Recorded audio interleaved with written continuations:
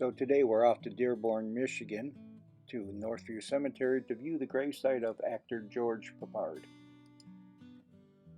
As you enter the cemetery, you're going to take the first road to the right and go down around 400 feet.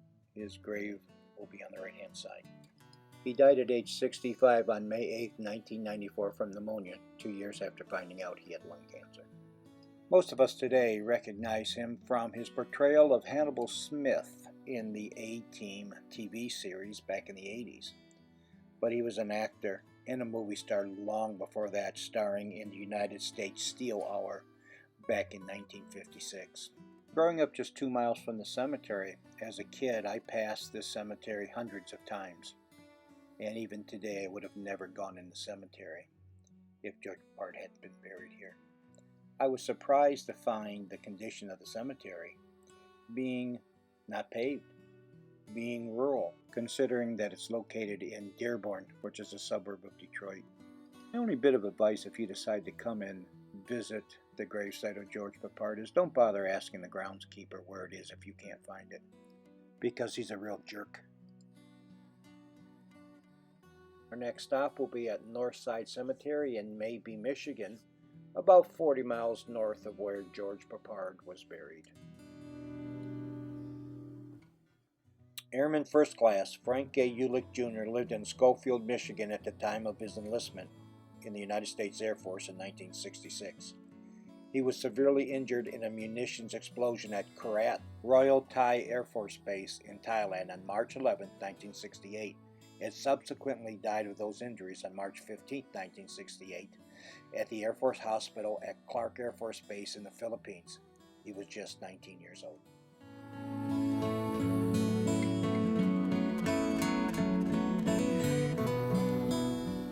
Darron Thomas Lipowski was born in Livonia, Michigan on October 11, 1995. According to his obituary, Darron was a pure redneck at heart. He loved the country life, and he lived each day to the fullest. He was particularly fond of his 4x4 truck, Big Girl. He was an avid motorcycle enthusiast and loved snowmobiles. He also liked hunting and fishing. On Friday, April 18, 2014, Darron passed away from injuries suffered in a motorcycle accident with a dirt bike. According to the Monroe County Sheriff's Office, both the dirt bike driver and Darron were pronounced dead at the scene. A 21-year-old passenger on the dirt bike was taken to the hospital where she was also pronounced dead. Deputies said the dirt bike was northbound on Doty Road about 11:30 p.m. when the dirt bike traveled left to center for an unknown reason and struck Darron's southbound motorcycle head-on.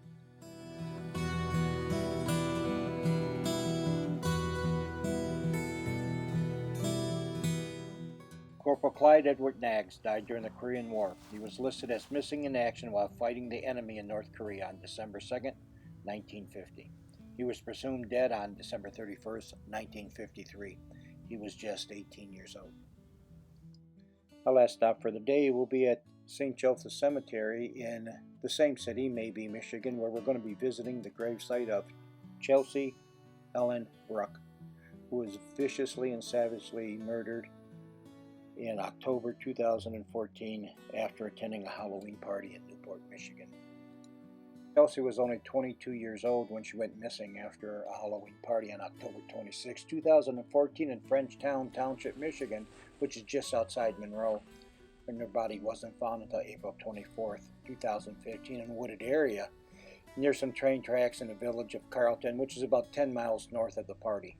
A construction crew was doing excavation work on a piece of property where a man was planning to build a house. The crew discovered the body while checking on a piece of equipment. September of 2015, a DNA sample that was taken from the leggings that Chelsea was wearing and was found near her body came back to an unknown male. In July of 2016, detectives learned that the DNA that was taken from those leggings produced a hit belonging to a local Newport resident. In July of 2016, the suspect confesses in an interview, and in 2017 he is found guilty of first-degree murder and will spend the rest of his life in jail.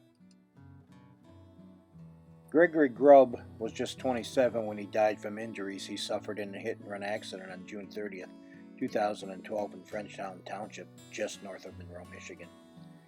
The Monroe County Sheriff's Office reported that Mr. Grubb was driving westbound along Heiss Road when his car came to a stop at around 3:30 a.m. Mr. Grubb got out of his vehicle and was struck by a pickup truck that was traveling eastbound. The driver of the pickup truck left the scene, but turned himself in later. In court, he pleaded no contest to a charge of driving under the influence of liquor causing death. The driver who hit and killed Gregory served 4.5 years in prison and got out in June 2018.